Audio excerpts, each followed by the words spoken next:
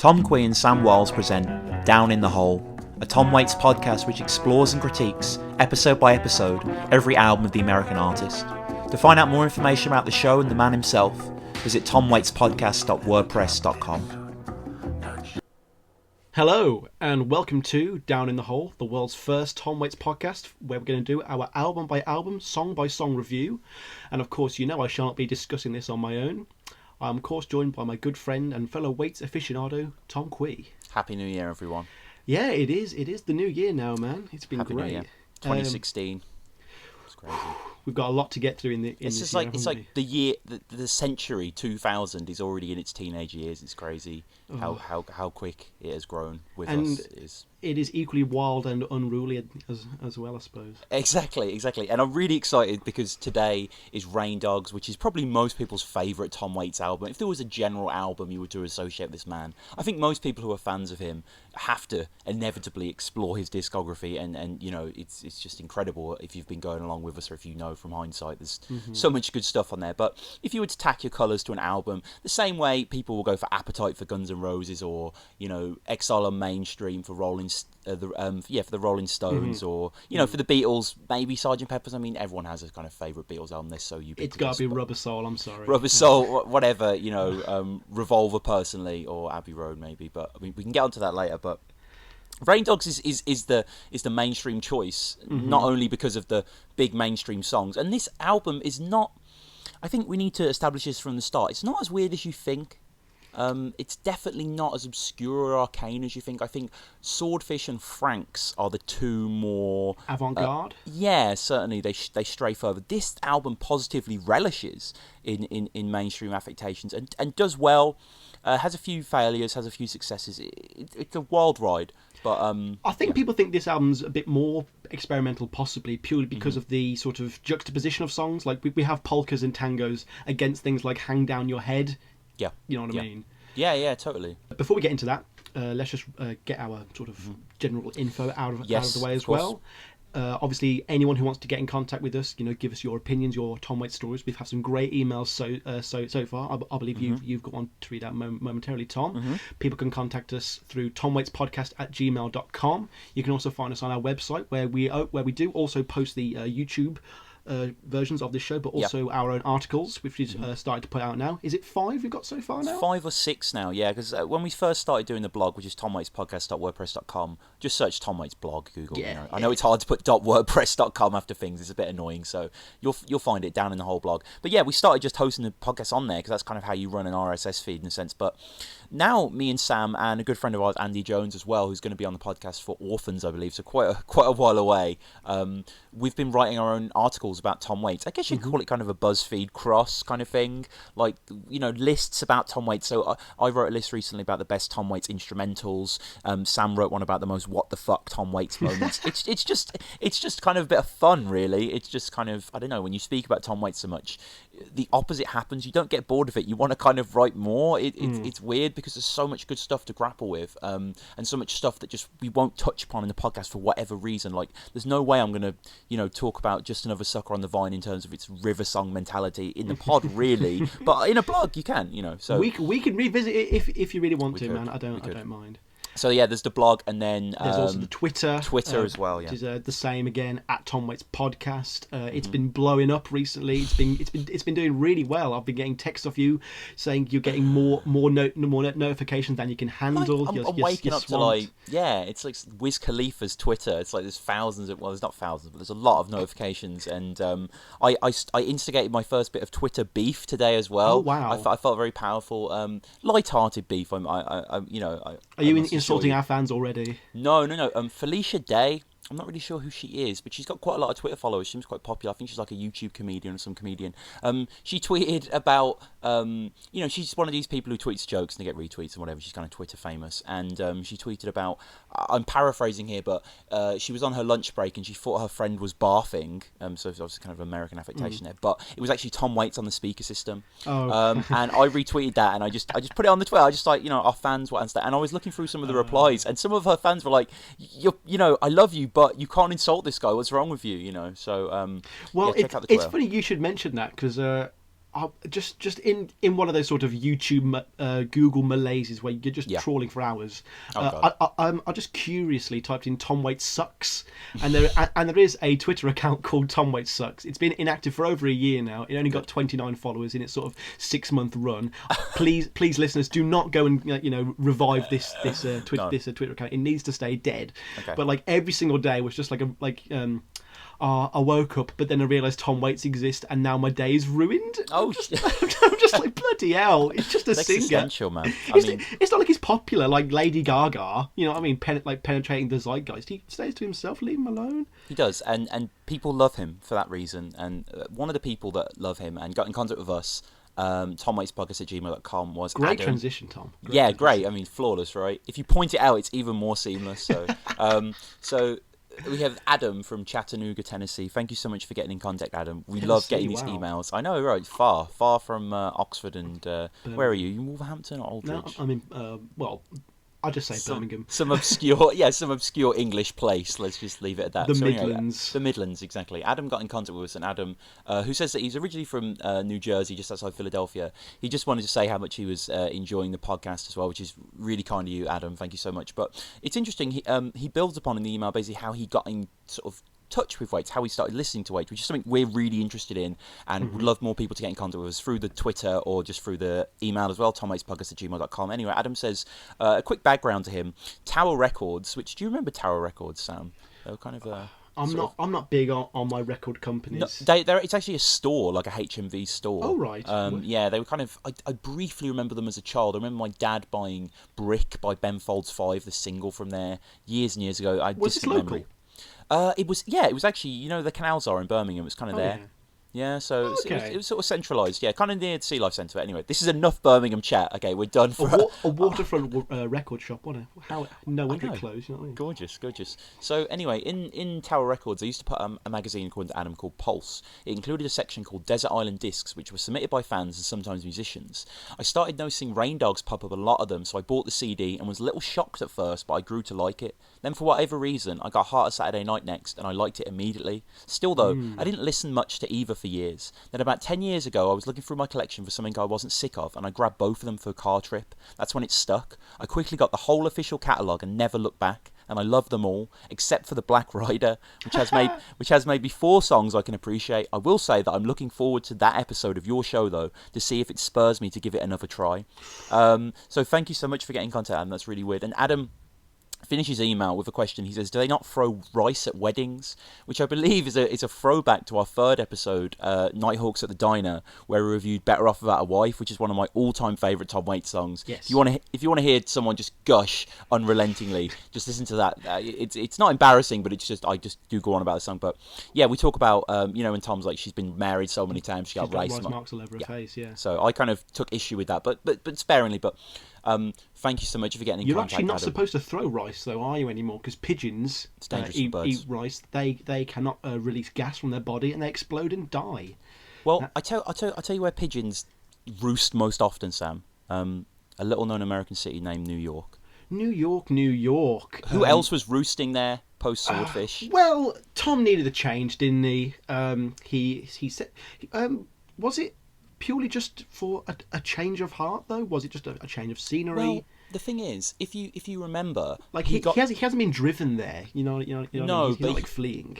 Well, no, but there's always been an intent to go there, to go to the big city, the Big Apple. Because if you think about when he got his phone call from Wob from the Heart, he was in New York. He was going there before he recorded Heart Attack and Vine after Blue Valentine, and Blue Valentine makes sense to go there after it as an album. It has that kind of street you know what I mean? Like Romeo is Bleeding and Red Shoes. They just have this sort of urban decay to them that is in Rain Dogs quite a lot, and you can consider Blue Valentine and Rain Dogs kind of sister albums thematically, maybe even more so than Swordfish. They kind of just have this sort of DNA together. But yeah, I think it's always been in Tom to go there. And if you think about it's the big time, isn't it? Exactly. And you think about Swordfish, he wrote most of Swordfish in Ireland, and most of Rain Dogs was written in New York. And these albums are not only just escapes for him geographically, but musically as well. And no doubt moving to these new lands inspired the soundscapes, Yeah, I mean, like on the last album, like he would have definitely only heard the bagpipes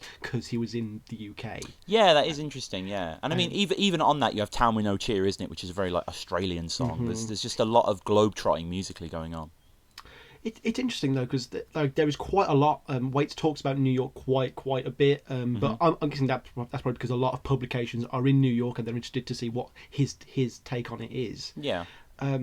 He says in Time magazine in 1985, New York has made a difference, but Swordfish and Rain Dogs are not really a switch, more of a combination of imported and domestic influences, I guess, an attempt to do something more private, demented and exotic, like a Cuban nightmare. And that's just one of like many like fantastic like quotes that like Waits does about New York. It is interesting because like it is a shift from Los Angeles to a very different type of city. I mean, we probably won't get the dichotomy as much as an American would, but there is this sort of, these are the two rival sort of showbiz cities, and this is definitely the more bigger brash one. Yeah, and it's just, if throughout any sort of perception of American history, there's always this divide between the East Coast and the West Coast. You know, I mean, I think of it most vividly in either kind of like the 70s Californian rock that was sort of dominating California, and the much more edgier music that was coming out of New York. But it's also, you can think about it in terms of even like, you know, battle rap as well. Like, I'm a huge fan of battle rap, and there's a huge even rap, East-West Coast divide. There's always been that split between the two, and there's always been that sense of escape from one to the other. One cures the other. One is the antidote to whatever you're experiencing in New York. You can kind of, you know, you can have the chilled atmosphere of LA, but if LA is too laid back for you, New York has this vibrancy to it. And Tom was being interviewed, I think it was just after Rain Dogs was being released. This is by Glenn O'Brien in Spin magazine, and he basically says to Tom, in the paradigm of New York, how do you write a song? And Tom says, New York is really stimulating. You can get a taxi and just have him drive and start writing down words you see, information that's in your normal view,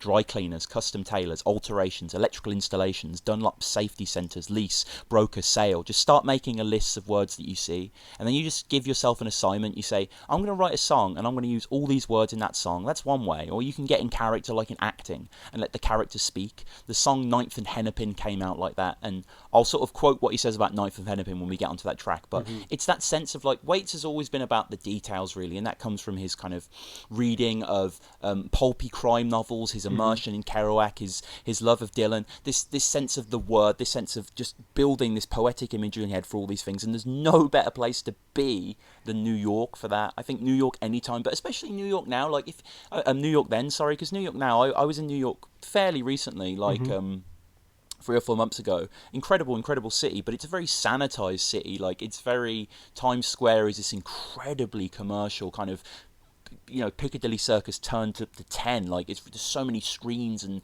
hashtags imploring you to go to shows and restaurants, and, you know, it's a mad place. But back then it really was a mad place. It was a lawless place, and, you know, Tom built on that in the interview, because again, in this interview, Glenn O'Brien says to him about the violence of New York, and there's a lot of violence in Rain Dogs, and Tom says that when you see a leg come out of a cab with a $150 stocking and a $700 shoe and step into a pool of blood, piss and beer left by a guy who died a half an hour ago and is now lying cold somewhere on a slab, you just take it all in. But it doesn't really apply anywhere else. I don't know how you go from New York to anywhere else. It's like being in a very bizarre branch of the service. I was in for 4 years.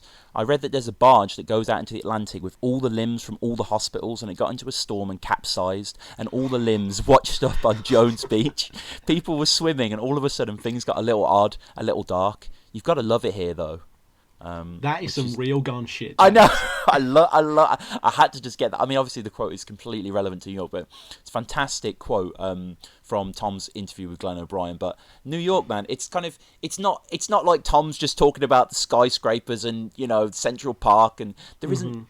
It's not explicitly a New York album in the sense that certain Billy Joel albums, you know, or I mean Bruce Springsteen, New Jersey, but there isn't that sense of like a city and a place as there is in other music. But nonetheless, just New York exists as a cultural city so much mentally, doesn't it? Like, you know, I've been there once. So many people have never been, but you can really envision it better than you can probably envision any other place, you know, other than London, any other major centre of the city, and that spills out into this album just brilliantly. Like, it's not exactly like the best album for New York's tourism, as it were, but it doesn't feel like it's having a pop. It's just it's a very honest album. cinema verite, isn't it? It's a kind of just the just intrinsically embedding the kind of wilderness of the city and stuff. And it's either in kind of, because okay, it's about New York, but there's songs about Singapore. There are polkas. There's obvious ones that Midtown, and then there's kind of things that Downtown Train could be any American city. Like there's very little New York in it. Well, like in the NY type of the. Yeah, like it's not even like just about New York. Like it even contains New York. Like quite famously, there's a story about Tom taking his tape recorder out into the Big Apple, recording the ambient weather and sounds and just all that diegetic, lush, thick layers of anything going on. And like he sprinkles it throughout the album, and you do sort of drift in and out of songs, and like it can almost just be the sounds of him before playing the next one, and you are like in New York. Even just for a brief time. Like, this is a brief album. Like, we've got 19 songs to cover here, and none of them are like particularly lengthy for a Waits song.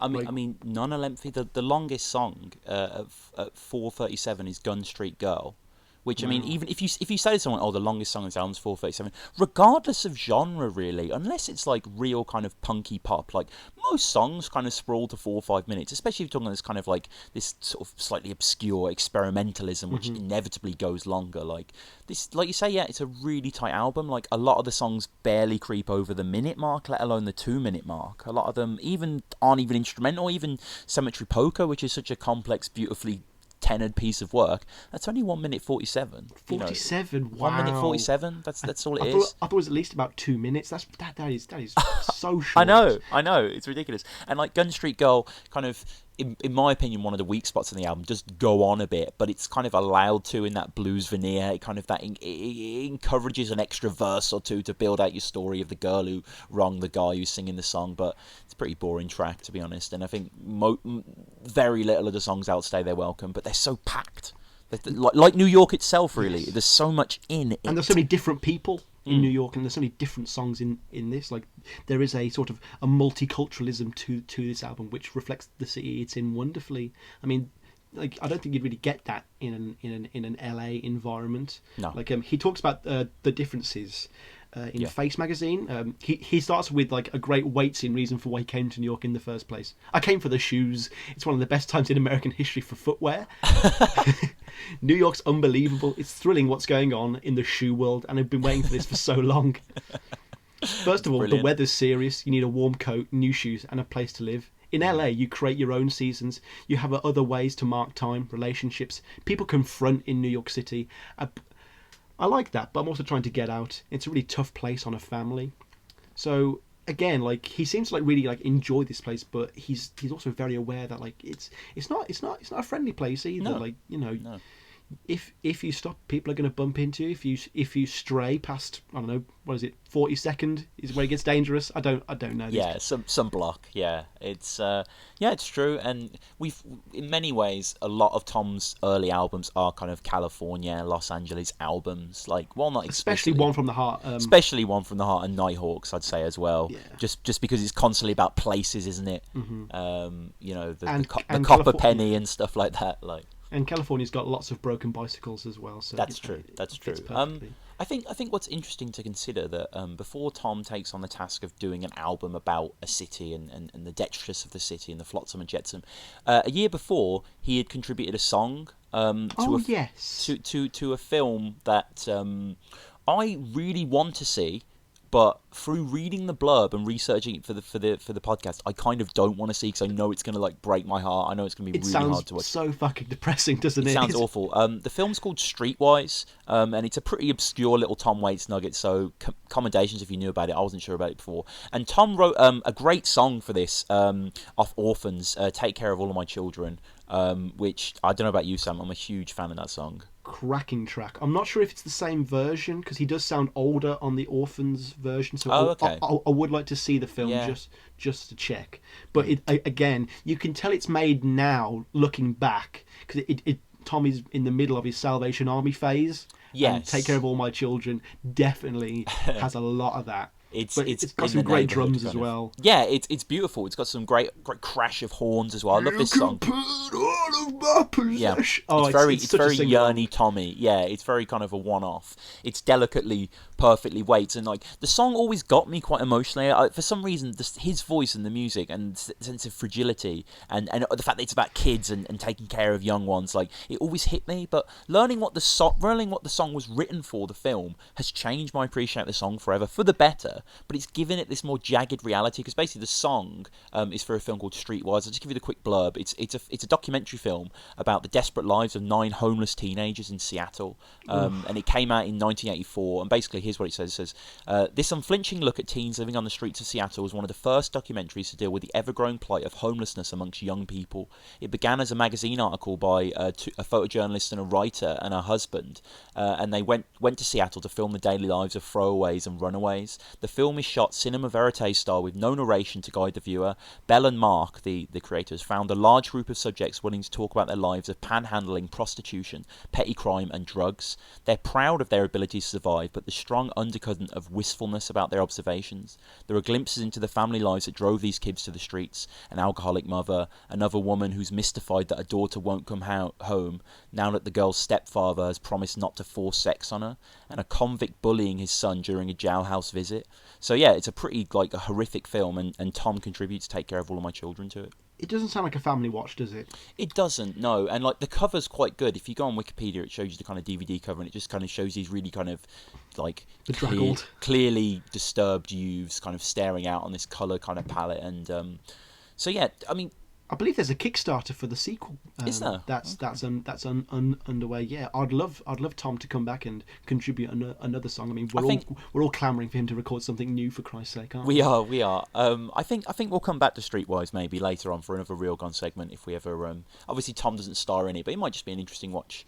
Regardless. Well, towards the end of the show, we're going to probably run out of Wait's actual film roles. We'll have to use some more tenuous connections. I did actually measure. I measured remaining IMDb credits and remaining episodes, and we are fine. I think he's done really? A little bit more. Yeah, I think he's maybe done 30 odd, and we've got about 20 odd episodes left. So it shouldn't be too bad, but we still got a long way to go, and I think it's important before we dig into the critical analysis of Rain Dogs. We started off Swordfish by introducing a whole new cast of characters: Kathleen, Francis Thumb, Harry Parch, Beefheart. You know, all these various people. I mean, check the Swordfish episode. We go into depth with what they mean for Tom as an artist these days. And there are 2 more people. One of them who becomes an integral sideman, and one of them who becomes a fun guest that appears on Rain Dogs and appears on Bad as Me. You know, who's kind of been great friends with Tom forever. We'll start with the eternal sideman, Sam. We'll start with Mark Ribot. Mark Ribot, he kind of caught me off guard on this album. He's quite. He's just a great addition to the Waits cast of characters, like you say, and obviously we're going to get into Richards later. I do feel that Ribot slots in very perfectly, very seamlessly. Yeah. He doesn't seem to outstay his welcome. He's only on how many tracks? About 8 or 9. He features on 7 tracks. Yeah. Okay, and he doesn't try and dominate Tom, unlike other guitarists on this album. He's quite reserved, but the licks are very catchy, and they're instantly quite classic, aren't they? Yeah. They just seem to fit he seems to get what Tom wants, but Tom is quite notoriously good at getting what he wants out of his artists as well. Yeah, I adore Mark Ribot. And I'm so glad that he has now joined Tom and that we can start talking about his music in more detail, because I think he's an absolute treasure. I'm a huge fan of guitar playing and guitarists. I play guitar myself on a kind of just fun hobby level, but I really love good guitar playing, and I just could reel off tons of great guitarists that I love, and their instrumental albums that I love, and just their persona and playing. I love to see what someone can do with the same 12 notes, as it were, because it is weird how people can just have this such expansive voices on such just quite a simple instrument, really. But I think Mark Ribot is outstanding. I think his playing is just perfect for Tom. His elastic, bouncy, playful Cheshire Cat grin style. There's always notes everywhere, but they all work, but they're all weird, and you can't imagine Tom's music without it. But it's almost, I mean this in the best possible way, but it feels like almost like this bacterium, this germ that's now on Tom, that's everywhere, and it just brings out the best in him, really. And I found quite an interesting quote online, Ribot, because it's worth noting that I'll go into this in a sec. Ribot has had extensive credits with the greatest singer-songwriters you can imagine. You know, the guy is absolute studio gold. He's been Fingers in all the pies, hasn't he? He's been on so much good stuff, and it's worth noting that this was his big break. Rain Dogs was his big break. Basically, he had been discovered, I believe, I don't know this for truth, but I kind of put two and two together. He had played with the Lounge Lizards, which featured John Lurie, who obviously was in Down by Law, and who also features on this album as well. Who's also a very, very good player. Does Robert Benigni appear on Robert this album? Robert Benigni does not, actually. I think that would be good, though. I'd love if they made the trilogy again, but unfortunately, it's so great that Robert Benigni and Tom Waits made a film together, and it's great, and it's like, it's just, you know what I mean? It's just like, it's perfect, really. Down by Law is, I forget exactly what episode we recorded in. One of the more recent episodes, maybe 7, 8, or 9, you can see in the description, but check out our Down by Law description. But it's the best. It's probably the best film we'll cover, really. Yeah, maybe so. It's up there. I think it is better than Dracula, even though I did really enjoy Dracula. No. We really enjoyed the first 10 minutes of Dracula. And Renfield, and assorted Renfield appearances. Assorted Renfield. So anyway, Ribot, basically, he was speaking about the first time he worked with Waits, which was on Rain Dogs, and he was impressed by Waits' studio presence. He said, quote, Rain Dogs is my first major label type recording, and I thought everyone made records the way Tom made records. I've learned since that it's a very original and individual way of producing. As producer, apart from himself, as writer and singer and guitar player, he brings in his ideas, but he's very open to sounds that suddenly and accidentally occur in the studio. I remember one verbal instruction being, play it like a midget's bar mitzvah. So... Tom has an obsession with midgets at the moment. From the front cover of Swordfish onwards, he just has this fascination with little people, doesn't he? He does, and it's worth just noting, as you say, Ribot plays on 7 tracks, those 7 tracks being Singapore, Clap Hands, Cemetery Poker, Jockey Full of Bourbon, Diamonds and Gold, Hang Down Your Head, and Rain Dogs.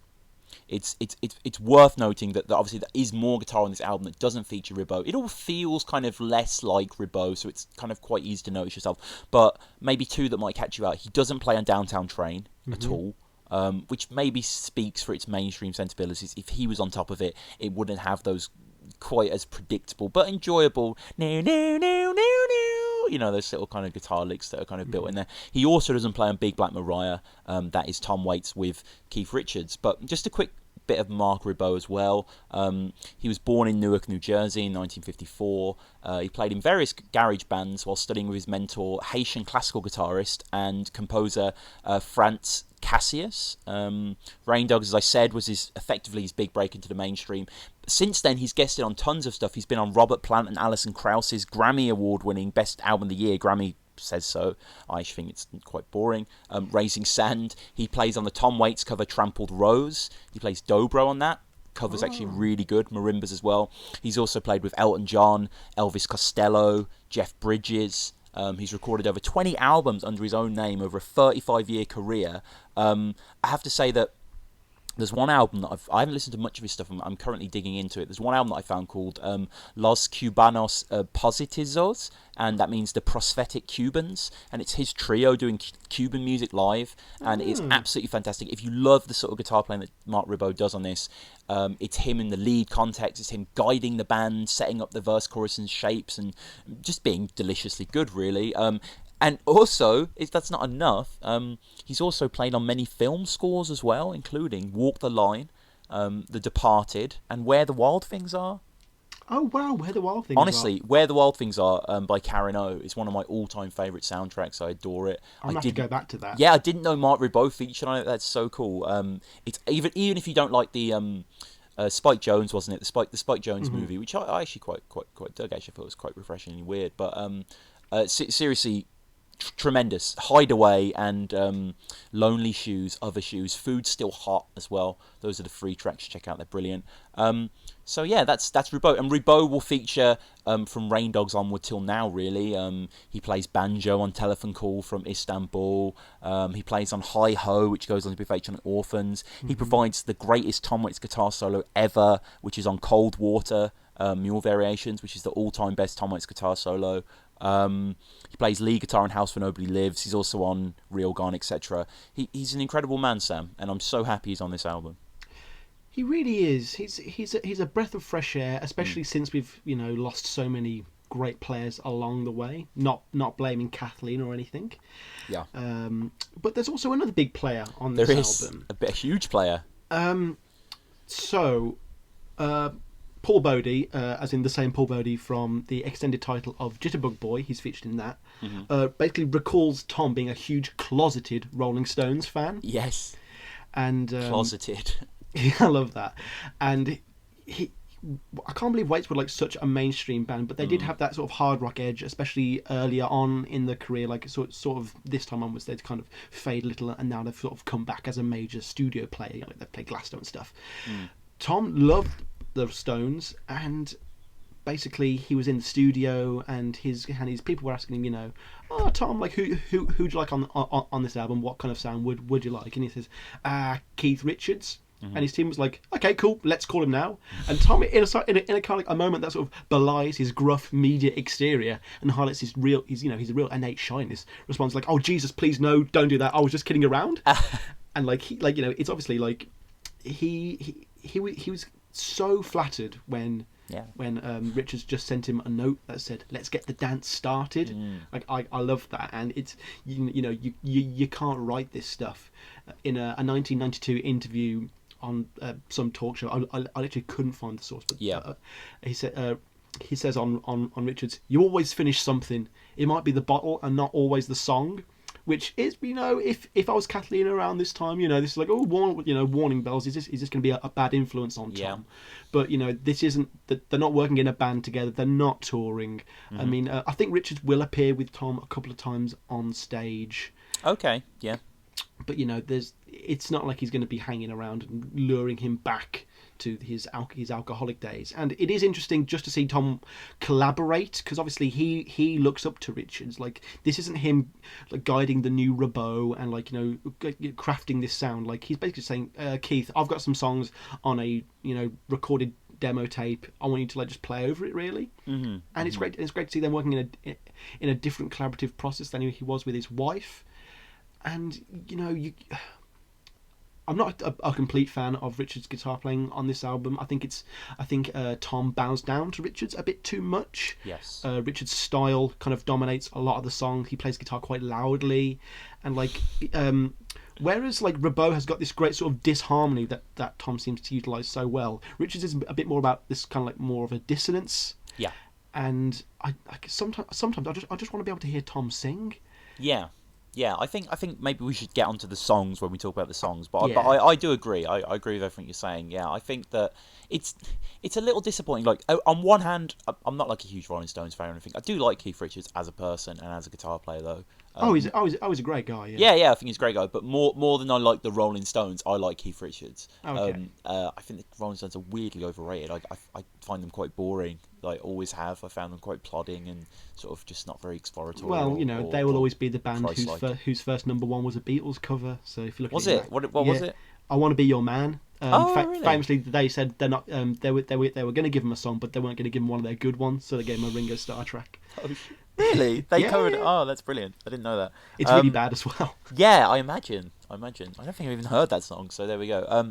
But yeah, no, it's on one hand, it's so cool that Keith Richards is on Rain Dogs. Like, it genuinely is awesome, and it's a great moment in music. It's a big boost for the album. It is, and it's just really cool. And I do actually remember listening to Keith Richards' first solo album, maybe around this time. Who he credits Tom. He does on the sleeve purely for encouragement. He does, yeah. And it might have just been good for Richards to get away from the band for a while, really. And just work with a real workhorse on his own. But that's the point, though. I don't think he does. I think ultimately, all three songs that he stars on, Big Black Mariah, Union Square, and especially Blind Love, they're Rolling Stone songs. They don't really feel like Tom, like you said before, he played the backing tape and Richards threw some leads on there, which kind of makes sense. But Tom was not going to give him clap hands. Tom Tom was going to give him Union Square. Oh, song with the honky tonk rhythm, Rolling Stones song, yeah. Oh, Blind Love. You mean the one that kind of sounds like Dead Flowers and kind of has that like Jagger-esque way of singing? Like, I've written down Dead Flowers as well. You're so right. Yeah, like it's just like if it was like a modern music video, it'd be like Tom Waits feat Keith Richards on all of these songs, rather than like, oh, he's playing on the album. Like, I don't think people would get many points if there was a little question that says like, oh, guess which songs Richards is playing on. It's quite obvious, and Richards did not feel part of the band purely because the rest of the band wasn't there. It was just Richards being Richards with Tom. I'm going to refer to him now as Keith Comfort Zone Richards, because that's what he exists within. Whereas Tom is chopping down forests of consciousness, Richards is snug in his little blues buddy guy hole, and that's fine. That sort of music's fine. But Rain Dogs is better than this. But I think we'll get onto that. Just a quick thing on Richards, actually. Two quite interesting quotes. When being interviewed by Chris Roberts for Sounds magazine, Tom replies quite tersely. He's asked, "What's Keith Richards like?" He says, "A wild animal, a real gentleman." I was going to say, he obviously, people can check this out online. We'll probably put a link to it on the blog. But Tom Waits wrote a lovely poem about Keith Richards recently, didn't he? Yeah, he did. So they do seem really good friends, actually. And you kind of get this as well when he's speaking to Gavin Martin for The Enemy, also in 1985. And he's asked, how did Keith Richards come to be on the album, Rain Dogs? And he says, "We're relatives. I didn't realise it. We met in a woman's lingerie shop. We were buying brassieres for our wives. They had a little place at the back where you could have a drink, 2 cups at a time." And then he would also say, "He's borrowing money from me for so long that I had to put a stop to it. He's a gentleman. He came to the studio and took his hat off and all these birds flew out." So, that's Keith. I think Tom's autobiography would be a much more enjoyable read than an actual realistic biography, wouldn't it? Yeah, I really so many lovely stories. I really hope that happens, because I remember Neil Young recently, I think it's called Waging Heavy Peace. He released his own autobiography after there's been loads of biographies of him as well, by esteemed rock critics. And apparently a lot of the stuff he got wrong, and it's just he was just misremembering things. It was just kind of maybe it'd be better when you get to that age just to lie and just to embellish it. Yes. So now here, Sam, I do want you to tell the truth rather than to lie, because before we get into Rain Dogs, kind of ties in with the little New York thing we're talking about, all the place names, all the things that are in this world, because obviously New York isn't really an American city. I mean, obviously it's in America, but it's a cosmopolitan city, sound like London or most places in the world. They're melting pots. They're not kind of just sterile, kind of one vision, one thing. So with Waits and the language of Rain Dogs, I found there have been so many words in this album that I haven't understood, and I just want to do a quick quiz, both for the listeners to play as they're listening, and also for yourself. I want to do a quick Rain Dogs quiz. So what I'm going to do is I'm going to give you a word that's used in Rain Dogs, and I would like you to tell me what that word means, or at least have your best guess, and then I will educate you, because I appreciate that I didn't know any of these either, so this isn't any one-upsmanship. If I get any of these wrong, and if you've got the answer wrong as well, people please write in and tell us how stupid we are here. Please, I've used dictionary.com, so this is an authoritative source. In the song Singapore, Sam, the word tawny is used. I've fallen for a tawny more. Tawny is what? Tawny means dark, sort of. Yeah. It's a light brown to brownish orange colour. Okay. So I'll give you that. You're 1-0 now. Okay, so but I only really knew that because of more than anything else, though. Okay, I mean, you're being honest. I don't imagine a more being anything other than tawny. No, if Antonio and I'm trying to think of other obscure fellow characters that aren't Iago, but yeah, Cassio, Bianca, all these people. So Desdemona, I don't know. Desdemona's not bad. In Tango Till I Saw, what is a tarantella? A tarantella is a type of 18-step dance or something. Come on. Yeah. It's a rapid whirling dance originating in southern Italy, to be danced in 6/8 time. What's interesting is the origin of the word. It comes from the word taranto. Basically, it was a disease, so the dance was thought to be a cure for tarantism. The victim danced the tarantella until they were exhausted or sore. So we're getting a little bit of context here in Down in the Hole, getting a little bit of interest. So I'm just thinking of words like tarantula and Tarantino as well to see if they'll come from the same root. Calico. Calico's going to be another type of dance, I imagine. It's a type of cotton cloth. Type of cotton cloth. Cotton sure she's all in colour code. Yeah. And the colour of a doll. Is it like a white cloth? Yes. Yeah. Two more. What's a big black Mariah? I actually know this one because your dad told me. Oh right. It's a type of police car, isn't it? Yeah, it's a slang term for a police van used to transport prisoners. Yeah, exactly. There are other I think there are other types of interpretations of that, but that might be in my notes as we get to the what's that? Is that track 6? 6 or 7. Yeah, it feels like it, doesn't it? It feels like that sort of area. But yeah, and the final one is Rose of Tralee. The Rose of Tralee is a very famous beauty contest in Ireland. And obviously Waits would have seen that with his wife on their honeymoon, I imagine, during the writing process of Swordfish. Tom says on his writing method in a Time magazine, in an article called Dog Day Afternoon, which I think is just great. He says, I make notes, I write some things down, but you never know how it's going to fit in a song until you finally sit down and say, now I'm writing, now I'm working, and I'm going to make sense of all this pandemonium. And he does just seem to take bits and bobs from literally everywhere, but they always seem to work and fit within the song. You never think, why are these two things in the same verse? They always meld perfectly. His glass is full of sand. It's great, you know. Yeah, there's so much obscure, abstract juxtaposition, but it always seems to be logical, always seems to fit. It never feels like a junk shop where it's just kind of throwing ideas that might not work and hoping they'll stick. There's a real structuralist, ideal behind it. So how did I do there? You did good, actually. So yeah, you got Tawny, Tarantella, Calico was wrong, Big Black Mariah was correct. Right, you got 4 out of 5. I'm just worried now if this is not just some sort of test to see if I've been doing my notes properly or something. No, I was, keep an eye on me. Well, it's just like Tango Till the Saw, one of the Tom Waits songs most people are going to hear first of all. It's one of the kind of his signature songs, as it were, or at least one you associate with him because he's done it live on Letterman and stuff like that. So it kind of catapults it to a new recognition. Tarantella, in the opening line or two, you're being thrown that word, and most people, I had no clue, unless you're a real Strictly fan or something. It wasn't really for me. I think just before we dig in, the album itself, it's worth just keeping ahead of the liner notes, which are quite interesting, and what they say in the album itself. It's written, produced by Tom Waits. So there's no other producer here, which is worth keeping in mind, which is kind of incredible that he wrote and produced and played this. It's like, not only are the songs outstanding, they've all been kind of propped up by one man and his wife. It's unbelievable.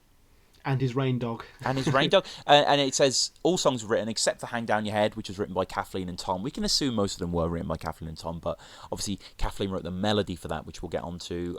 This was, all songs arranged by Tom Waits as well, apart from Midtown and Anywhere I Lay My Head, which do have crazy horn arrangements, and those are by the Uptown Horns, which we will come on to later. And then just interestingly, at the end, Tom gives special thanks to Ellen Smith and Holly Ferguson. I couldn't find anything on those, actually. I couldn't find anything either. Lovely names, but it's a mystery. If anyone could tell us who they are, please do write in at TomWaitsPodcast.com. TomWaitsPodcast at gmail.com and at TomWaitsPodcast. Oh, it's cool, man. Everyone knows to put at Gmail on. And then finally, he dedicates it to Kathleen. Which is very nice as well, and quite. I think we covered who she was on the last episode. We've built on that. We've built on that. But yeah, so with that, we jump in to. Well, hang on. There's one big question, Tom. Of course, sorry. Yeah. What's a rain dog? What is a rain dog? Rain dog, for me. Before I knew about what a rain dog was, because if you listen to the album doesn't necessarily explain it. Tom does give kind of the same explanation over and over again in interviews with varying degrees of kind of abstraction, and it makes sense what he's trying to say. But for me, a rain dog, it was about the raggedness of a dog. Imagine a mutt or a hound lost in some New York torrent with no cover, so it's constantly being rained on. It's matted and it's all furred, and it's that for me was what the album meant. It meant that kind of sense of letting your hair down, of growing outward, of getting kind of grimy and engulfed by the elements. So regardless of what Tom will build upon, he eventually says, it's about a dog who the rain has washed away the scent of home, so effectively it can't get home. It's a lost dog, a lost animal, and this kind of thing is throughout Tom. Even look at Virginia Avenue from Closing Time, a song about trying to find your way back, not knowing where you are, being lost on the street. But for me, the Rain Dog was always the embodiment of the giving over to the pure physical, which rhythmically, in terms of the primitive melody and lyrics here, Tom does throughout. But I mean, Rain Dog, what did Tom say? I mean, what was his own feel? You've pretty much said it there. Like again, in every sort of interview, he will say it's either about people who are lost, they're wandering, they don't know where they are. There is no sense of home in this album. Like he is normally trying to get back home in those earlier songs, like you say. But the people on this album, they don't really know where they're going or even why really. No. And I always felt with the dog, I always felt it was more of like a savage thing as well. Like they're hungry and they're violent, and that potential for violence in the city. There are gangs of roving dogs. And then there are just gangs as well. There is a lot of threat and tension on this album, definitely. Yeah, certainly, and it's just I found this interview with Tom being interviewed on Nightlines, which was some sort of thing in New York in late 1985, and CBC, and he was asked what are Rain Dogs, and he says, I don't know, you can get them in Coney Island. They come in a bun, and it's just water in a bun. That's all. It's a bun it's a bun without a hot dog in it. It's been left out in the rain, and they're called a Rain Dog, and they're less expensive than a standard hot dog. That's witty, Tom. And then he kind of, I mean, he loves that, doesn't he? I loved his quote last week for Swordfish in the last episode, when someone was like, do you live in the seedier parts of LA? And he was like, the farming community. So it's kind of the same. He's got that same kind of real can turn on a dime sort of wit. It's razor sharp, isn't it? It is razor sharp, instantaneous. And it's like he kind of corrects himself in this interview after talking about the standard hot dog, and he goes, a Rain Dog is someone who sleeps in doorways, people who don't have credit cards, people who don't go to church, people who don't have a mortgage, who fly in the whole plane by the seat of their pants, people who are going down the road, So again, he's kind of obscuring. Like, for me, it's a tangle between the kind of letting yourself open to the elements and just the literal kind of lost home. And throughout the album, as you say, we meet so many characters who have nothing but bad ahead of them, who have nothing but a horrible life, from the kind of hustler world of Union Square to the heartbreak of Gun Street Girl to the kind of depressing life of Singapore, really kind of being chained to this like Melville, Billy Budd style kind of camaraderie on a ship and destined for this ancient, exotic world. There's a lot of depression here, and it's augmented by the variety of instruments and styles here. It's quite crazy, the darkness that Tom will plough, but the kind of the way in which he'll go about it, it's really inspiring and exciting to listen to. I couldn't have put it better myself. Yeah. And on that note, Tom, I think we should 19 songs. Oh my god. Well, right. It's funny you say on that note, because with Singapore, what I found really interesting and what I noticed listening through headphones, which I don't want to be some sort of audio purist or whatever, because I'm not really. Beats, man, it's all about the beats. Yeah, I listen to most of the music through the laptop speakers on my laptop without even plugging it into anything. That's quite archaic. But for Tom, I definitely put the headphones on, and like I listened to most of his music when I was younger. That's how it kind of got encoded in my brain through headphones. So I'm kind of aware of the soundscapes and stuff. And Singapore doesn't start with a beat, it doesn't start with a note, it starts with a squawk. Have you noticed that? Yes, that little bark, it sets the album off like a cannon, really. Like, it's joyous and merry. For me, it was, if we're considering these three albums as a trilogy, a Frank's trilogy, Waits' Island, when he signed to Island with Chris Blackwell, his trilogy for the 80s, begin with Swordfish, and then so if it's a trilogy, you would think that the last song of the last album helps, goes into the first song of the first album. At least you'd want it to, similar to how Pink Floyd's The Wall does that. So I can't remember exactly how it does it, but the final song on that double album is, I think there's a way. You just hear someone go, I think there's a way, and then the first moment of the first song goes, out of here, or something like that. So it's a guy sort of going in a circle as you listen to the album. It's really, really clever. And I think Rain Dogs does something spiritually similar to that, where Swordfish ends with rainbirds, and then we hear a bird squawk as we enter Rain Dogs. It's just, I don't know if maybe that's being a little bit too kind of, trying to do it together, but undeniably it sets off this sense of the animal with this offbeat, and from that we go dun dun dun dun dun, and then Tom's just straight in. Like there's very little building here. I always thought it was the laughing hooker on the front, but obviously we'll get to the album cover later. I mean, we do have a lot to say about this song. Tom Waits songs that start his albums always get a certain lion's share of interest, purely just because he does like to set up the album and like sort of let you know that what you're in for. But I just need to get this out of the way and say, like, honestly, this is the song that got me into Tom Waits. Like this, there's quite a special place in my heart. I was in my A-level art class, just drawing some like Aquaman or something. It was really bad. Aquaman. yeah, like like the Creature from the Black Lagoon types. Okay, yeah. And you'd give me a bunch of albums to listen to on my iPod Nano. Again, dating the story somewhat. You put some John Martin on, some Gillian Welsh, Ghosts by Nine Inch Nails. Ghosts, man. What album. Amazing.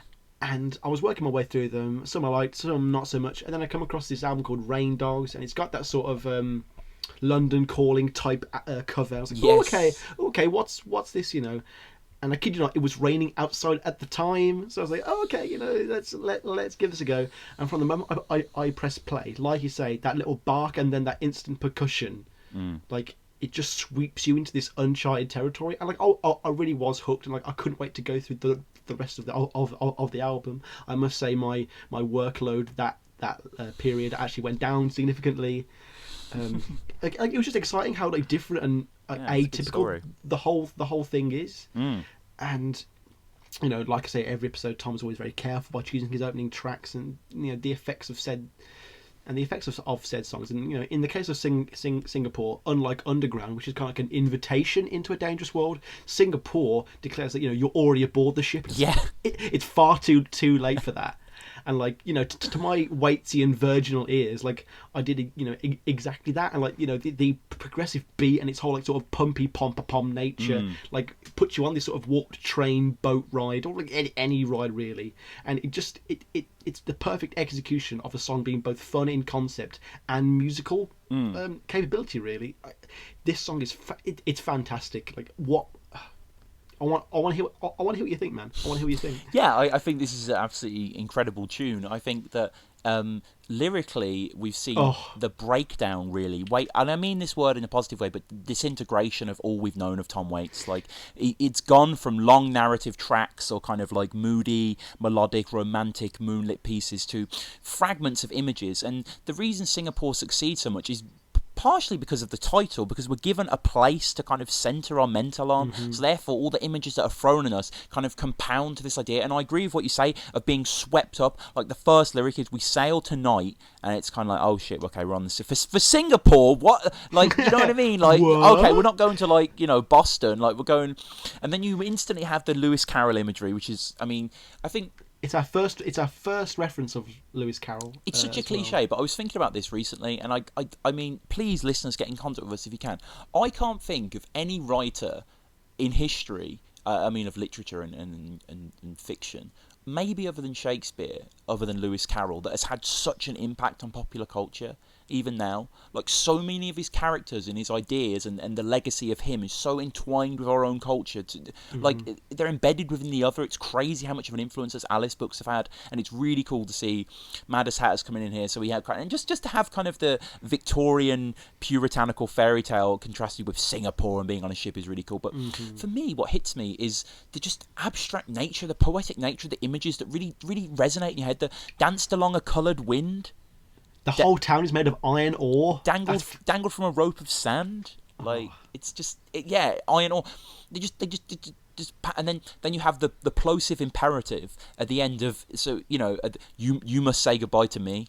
And just the sense of departure, the sense of going away from a place, and he's leaving you there, and then saying, "Don't fall asleep while you're ashore." Like, this is not a nice place to be, and like he's not responsible for our safety, like on this album either. Like, we're in rough seas, and like he's just like, "Do not try and fucking second guess me on this album. I'm gonna hit you with just this wave of just different stuff." It's such like. Even this song doesn't prepare you for what this album's really going to be giving you. And, we are kind of back in shore leave territory here. Like, either as a sequel or a spiritual sequel. Like, we're back in this threatening world. But I think it's both. It's boosted because of, like, its theatrical nature. And it's just kind of more hypercharged in a sense. And like you say, with the inclusion of Singapore, like it is a bit more of like a vivid image. It is, and it's just the sort of the things that deal explicitly with the ship, as opposed to kind of going off the ship. So I really love the first kind of like breakaway stanza, wiping down with gasoline till his arms are hard and mean. From now on, boys, this iron boat's your home. And it's just kind of like boys as well, so this sense of kind of like the dictatorial kind of like the, not necessarily even a father figure, but a captain, you know, someone who does earn respect on this. But I think just pulling away from the lyrics for a second, like Ribot, who we're hearing Mark Ribot, we mentioned him before on this for the start. Time, you know, he's very squeaky, very noble. I mean, like arguably sort of what Fred Tackett did on Underground and other songs like that. This kind of guitar playing, I wouldn't say it's fully an invention of Mark Ribot, because he is kind of carrying on what Swordfish had done, but that was his style to begin with, so it's a kind of weird synthesis of the both, and he pulls it off with aplomb. And like there's just little runs. He's maybe not on top of the mix as much as he's on other songs this, but like for instance in one of the closing verses when he talks about every witness turns to steam, they'll all become Italian dreams. There's a little sort of ascending like little run on the guitar that very tinny, isn't it? It is very tinny and very bubbly, and like all the words you would describe to Ribot's playing, tinny, mumbly, far off, grumbly. You would almost think we were insulting his playing, but it's a praise. It's like it just feels so unlike what a lead guitar was doing, both at that time and even now. Like it's not overriding the song. It's just providing Tom with little shapes that will mimic him or go elsewhere. It's beautiful, and the percussion as well. Like when we get to stuff like with the one-eyed man in the land of the blind is king, so take this ring, the dum dum dum dum dum dum. It's just this really consistent, almost like you can imagine it being on a boat and people like rowing to this or something, like, you know. Well, it's interesting you should mention the percussion, because this is an anecdote that I actually thought applied to the another equally fantastic opening song to another equally fantastic album, which is also a great first Tom Waits album to get into. We've already spoken about Small Change, obviously, as the first. This is the second, but yeah, the opening song of Mule Variations, I thought the drumming on that was done on a chest of drawers. But as we'll see here in this another interview with Tom, basically he says, sometimes I close my eyes real hard and I picture what I want. The song Singapore started like that. Richard Burton with a bottle of festival brandy preparing to go on aboard a ship. I tried to make my voice like this, in the kingdom of the blind. Nowadays, if you want a certain sound, you don't have to go and get it now. You can get it later when you're mixing electronically. But I wanted to get it now, so I felt I cooked it and I ate it. You can establish percussion sounds later electronically. Sorry. Bleh. I ended up banging on things, so I felt like it really responded. I couldn't get the right sound out of a drum set, so we'd get a chest of drawers in the bathroom and hit it really hard with a 2x4. Things like that, that's on Singapore. Those little things that make me feel more involved in the sampling on a synthesizer. Like, that's so great, because like I think we do forget that like Tom does feel so out of time that you do forget like this is an album from 1985 when like Gary Newman's out and stuff. It is absolutely insane that this, I mean, just the fact that this existed like years before we were even born, like this has just kind of always been there. It's just madness really on a tape. And yeah, I agree that the whole veneer of this track is just remarkable really. It really gives you that sense of nautical exploration, but also escape and a sense of like playful kind of just it's just outside anything you can imagine really, but it's so Waits. And I want to mention alongside Mark Ribot on guitar, there's also Chris Spedding, who also features on Downtown Train. I believe he plays lead on that, so he plays a little bit on this album. It's mostly Ribot's guitar album, but he maintains a really great sort of lumpy rhythm beneath Ribot's kind of inspired little flurries of notes, and they both work together to really create this kind of like, you know, it feels like a boat, it feels like a train, it just feels like the sense of locomotion. It's irresistible. And it's so great that Tom is also getting into other styles of music now as well. Like apparently he's a long-time admirer of. I'm sorry for my Philistine nature on musical producers, but there's a guy called Kurt Weill. Yeah. Weill, particularly evident on songs like Singapore and Cemetery Polka. And I do love that sort of, you know, Sideshow Bob on The Simpsons, how he always sings those sort of those sea shanties from like famous musicals. It does feel very much like that. Yes. And like it is great that Tom's taking his music in a much more theatrical direction as well. You know, the songs, you know, not only feel more memorable lyrically, but like catchy without pandering. You know, without being pandering. You know, it is quite undeniable how, you know, click along and slap along and stomp along like loads of these songs are, and you can also tell he's really chomping at the bit to express his talent, you know, yes, as an actor, singer, songwriter, but also as like a playwright. And you know, we've only got a year until he releases Frank's wild years as a stage play? Yeah. Obviously, that's a discussion for next episode. We're desperate. Just as a little sort of shout out to our fans, we're desperately trying to find any sort of recorded version of Frank's Wild Years on video, like if it's on YouTube or on Vimeo or even like an obscure virus-strewn torrent. like we'll take it. Take the hit. We've already found some of the Black Rider, so we're looking forward to that. But yeah, if any of you can, or even just if anyone saw it as well, if anyone saw the play and get in contact with us, that would really help us a lot. That would be great. But yeah, I think Singapore is just the absolute perfect introduction of this album. If you were to go through all the tracks and they were out of order, or maybe you knew what the main order was, but you was like, what can we use as an intro? I think this works the best. It feels crafted for that purpose. Like in the same way, Clap Hands feels like a real second track. It feels like a shore leave. Clap Hands. I think they have a lot of similarities, and I think their identical placement isn't really a coincidence. But yeah, Singapore is it's remarkable, really, and it ends with some sound effects. Ends with the eponymous rain, and the bass lumbering of the brilliant bass as well. Yeah, and those little screeches that are actually achieved through just like where the string becomes really tight after the headstock, kind of after the first fret, but not at the tuning pegs, where the string is. Like that's Ribot, or maybe Spedding, just kind of like clicking it with the pick, and it gives that really because it really kind of like eeky sound. There's some fumble runder, a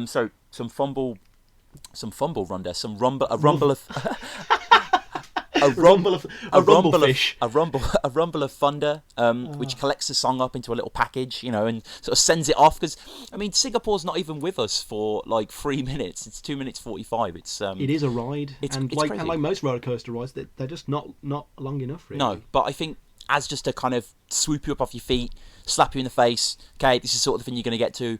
Here we go. I think Singapore is a triumph. Really, it's a fantastic opener. Just one last little thing. I really do love the trumpet that reinforces the lines. The captain is a one-armed dwarf. The trumpet playing in that is so adventurous, and it's quite kind of almost militaristic, but it does add that, like, there's a certain majesty and grandeur to these theatrical songs that he does on this album. That, like, again, it reflects things like Underground, which also had that sort of space and that majesty to it. But yeah, first song's over now, isn't it? First song's over. 18 to go. 18 to go. So we jump into a song that, I have to be honest with you, I've known Rain Dogs for a long time now. Rain Dogs is pretty much what I started listening to when I started listening to Waits. So ever since like 2009. So 6 years now, I've known Rain Dogs quite well. Clap Hands was always one that I kind of, didn't really kind of gel with this song at first. Now it's one of my favourite tracks, I have to say. There's something about the atmosphere of this song that I think tops even Shore Leave, even though Shore Leave had more sound effects and it had more of a kind of maybe a slightly better character performance from Waits. I have to compare and contrast, but for me, the clompy bone rhythm, this is very Harry Partch country here. The weaving arpeggios by Ribot, he does get quite erratic towards the end with some excellent solos, but here they're just very delicate, very moving in and out of each other as like wine through water. There's a toll of a hollow bell just before Tom comes in. It's a very rhythmically strict song as well, like the way it's built. There's a lot of repetition here. There's a lot of raw, steam. Clap hands itself. There's this very hypnotic element to it. I just absolutely love listening to it, turning up loud, falling back into this song. I can't get enough. I think it's structurally just incredibly put together. It works on so many levels because it's just got all these little bits clapping at once. One of the things I do like about Clap Hands is that it's probably the zenith of the sort of Waitsian perversion of children's nursery rhyme classics. It just turns the whole affair into this sort of menacing ritualesque dance, and it's not even the last time he's going to do it on this album either. And it achieves the same function that it always does. That contrast between light and dark, and like he always does it between music and lyrics. But it's just got this sort of endlessly alluring, sinister edge. He, as he says in an interview in New Musical Express magazine, which is a publication that I've never read or seen. You mean it's Enemy? Oh, that's Enemy. Oh my god! Wow. Oh, okay. It's all good. I'll have to just go slap myself for that one. Yeah. As you get older, the things that were once important all around you have become less so, especially with children. New York is like a weapon. You live with all these contradictions, and it's intense, sometimes unbearable. And I just love how he's translating that onto the album. It's funny you said that you didn't like this song that much at first either, because I pretty much have had the exact same experience. I've caught myself, singing and whistling along to it at work quite a lot now. Whereas the first time I'd kind of skip to a song that obviously we love a lot, which is track 3. But I think again you've mentioned the marimbas. I think you could be forgiven for assuming that this album is going to sound exactly like the last one at this point if you're listening to Rain Dogs for the first time. I don't think as many people listen to Rain Dogs after having listened to Swordfish that just listen to Rain Dogs as a solo entity. Like, a lot of people just get into him through this. Yeah. But we've got marimbas and we've got foreign places that are in the Orient, and it's creepy and it's moody and it's not nice. And you're going, oh, okay, Swordfish this is a Swordfish 2. But as we're going to see later, like, they're completely different animals. I think, I believe you said this. I mean, you might want to rephrase it better in case I get it wrong. But you're basically saying just how the experimentation with like very common sounds in a sort of odd way is a sort of rejection of the weirdness on the last album. Yeah, I mean, I think that most Tom Waits fans wouldn't want to admit it, or most fans of experimental music probably wouldn't want to admit it wholesale, but I feel that, like, experimentation as a whole can get predictable, and sometimes the best way to be unpredictable is to maybe engage with some more mainstream conceits here. And I think, Tom Waits does do that for the album. This song, not so much. This song I enjoy because it is quite an obscure thing. For me, lyrically, I don't think it's that strong. I think there's a lot of kind of weird images that are kind of fun in amongst themselves. It's nice to hear him say son of bitch as well. And he's quite plosive when he delivers that line. It's really, really good. And he's got a lot of, like, some bitches now. Yeah, but a lot of it, moon in the window, bird on the pole, is kind of okay. And then I always misheard that last line of that stanza. Can always find a millionaire to shovel all the coal. It's kind of one of those, like, hanging out the window of a bottle full of rain kind of lines, which kind of makes you think. It's almost like a cone, like we described that in episodes a while back, some sort of Buddha paradox sort of idea. And it's giving you something to dwell on, to chew on mentally as you're kind of led back. But for me, this song could have no lyrics. It is just the accomplished, absolutely just intoxicating rhythm that he does. To me, it feels like clapping hands. Like, the reason, like, clapping hands as a thing works, whether musically or just, as an audience member trying to applaud someone, is that it's based upon the silence, it's based upon the clap, and then the nothing and the clap. And, like, this song for me has that feel to it. It has that in-out. It has that just consistent swaying thing that just the image is just there to connect with that, and that's fine. But for me, it's just that consistent, almost pendulum swing of a bell. And what I love is, at the end of the song, Tom and Ribot decide to throw that out the window, and you have Ribot doing this absolutely elegantly inelegant solo, beautiful tone. It reminds me of, like, shoots of grass, like, finally breaking from some sort of pavement for hundreds of years. It's just this, like, gasp. It's like this one shot of light in this, like, pitch darkness. These little grimaces and beats of notes. I love Ribot, I really do, and I think this is just a wonderfully erratic Tom Waits solo. It reminded me quite a bit of his Make It Rain solo, which is another brilliant guitar solo that he does all the way in the future on Real Gone, but we'll get there eventually. But yeah, I just can't get enough. And then at the end, the guitar comes back again, and then Tom's like, we'll clap hands, and the guitar's sort of going over the top of it and underneath it and just doing loops and stuff. And yeah, I wish this was instrumental, even though I do like the chorus as well. I think one of the things with Ribot, and I'm not sure if you'd agree with this, but the way I've kind of interpreted his guitar playing on this album is he's pretty much achieving what the Waits drunk piano was trying to fully realise, and I don't think Tom ever fully does realise it on Small Change. If we're being brutally honest, I think it always feels a bit gimmicky, but Ribot does this plinky plonky guitar playing, and it never feels like a failure when he doesn't get a note right. Like, it always feels very intentional. I don't know. I think they're going for different aims, and I think that Tom did actually do the drunk piano thing really well. I think he did it better than anyone, actually. Like, I can see what you're saying, and kind of it makes sense, but, like, Tom would never play a song like Clap Hands at the piano, if you know what I mean. So the guitar has to kind of occupy a different space here, and I think the guitar is irresistible. And, like, a hero of ours, Sam, Mr. Barney, Mr. Hoskins, Barney Hoskins. B&H. Just an absolute... I'll have a 10-pack, please. Absolute gem of a guy. Seriously, he wrote Low Side of the Road, which is one of the best books I've ever read, let alone best Tom Waits biography ever. It's an absolute Bible for me and Sam, but it's just a brilliant read as well. If you're mildly interested in Tom Waits, definitely buy that book. It's brilliant.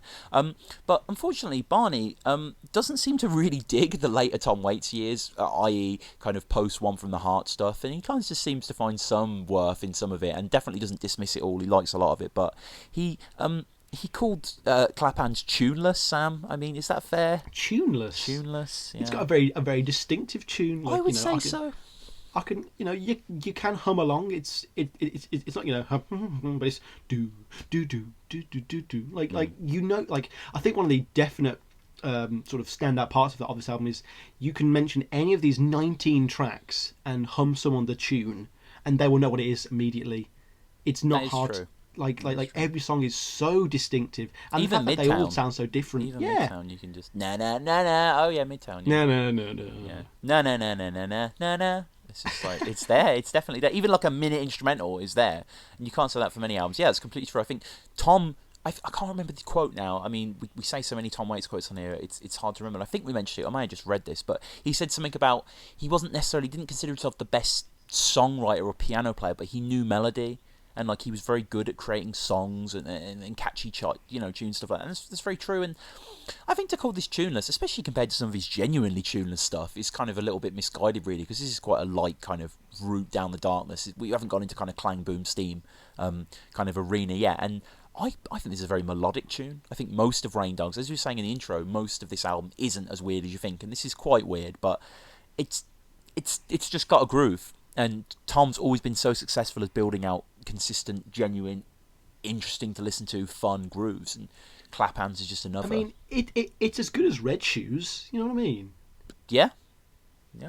But going from quite a slow song to quite a really odd song, really. Yeah. Cemetery Polka Time. Yeah. Uncle Vernon. This is like if you listen to this album and you don't know all the lyrics to this immediately and start singing it to yourself, you're just not a Tom Waits fan, really. This is, oh my god, Tom, just tell me about Cemetery Polka, please. For me, with Cemetery Polka, it's just such a wonderful spill of a narrative. It's kind of hard to grip onto at first because you have that title, and then you first listen to the song and you can kind of feel the poker elements. You can feel that it's very different. Tom's never done anything like this before. He's hinted at this, and he will continue to do this later on in his career, playing with these kind of more arcane, both instruments and musical modes. But there's something about this. There's something very written about this, and there's something very almost like Roald Dahl about this. All the I like that, yeah. You know what I mean? All the Roald Dahl, I guess. I don't know if he's popular internationally, isn't he? Everyone knows. Spielberg's making the BFG That's true. Right now. That's true. Well, as everyone knows, Roald Dahl, the English, British, whatever children's author, very much loves James Giant Peach, Charlie and the Chocolate Factory, etc. I don't know why I mumbled that. There's all like evil uncles and aunts and family members and stuff, and this is that. This is Tom building out Uncle Vernon, Uncle Biltmore, Uncle William, Auntie Mame, Uncle Violet. All these various people, and he actually said he was being interviewed and.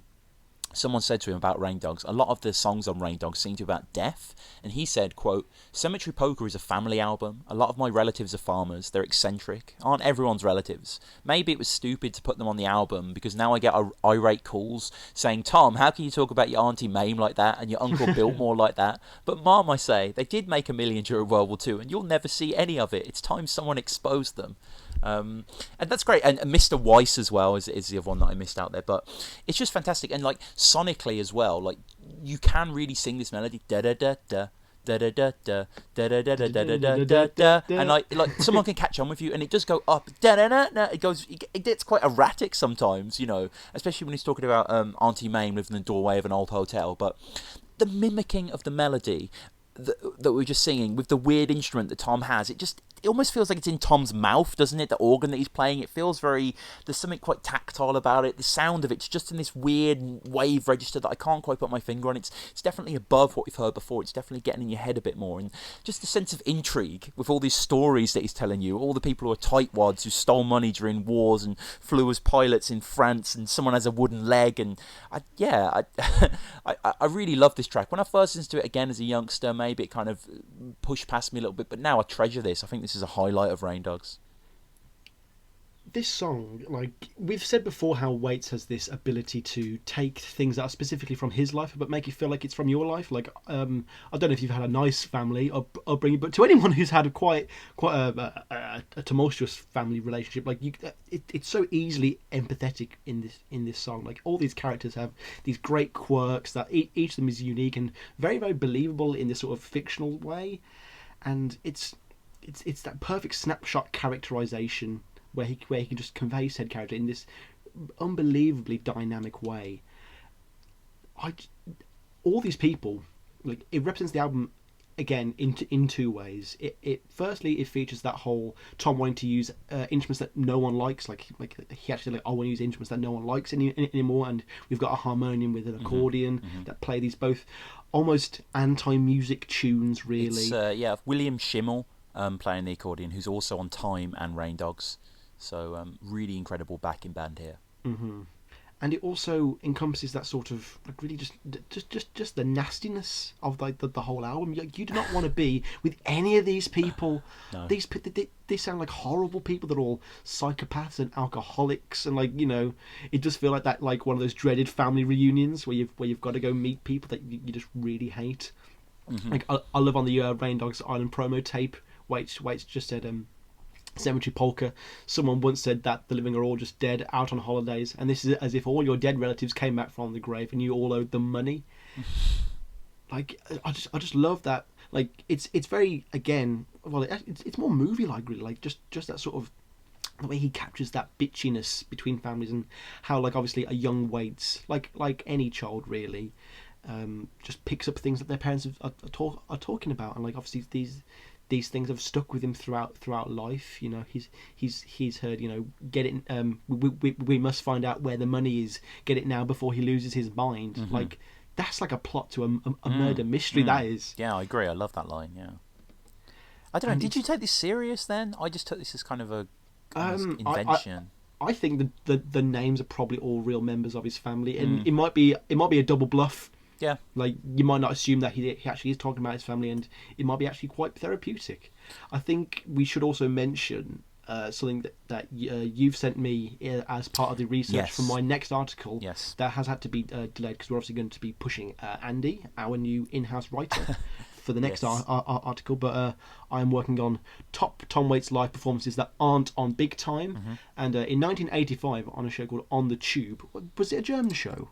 It might have been British, you know. We had something called The Tube on here in Channel 4 in the 80s, so maybe. And basically, it makes me so glad that YouTube exists, just because it opens this wealth of previously inaccessible Waits footage. Yeah, my God. And like, you know how on like every single Tom Waits music video, like official on YouTube, there's always like one comment from, like, you know, 05365 says, "Oh man, this guy sounds like the devil." Like this version, he actually does sound very satanic.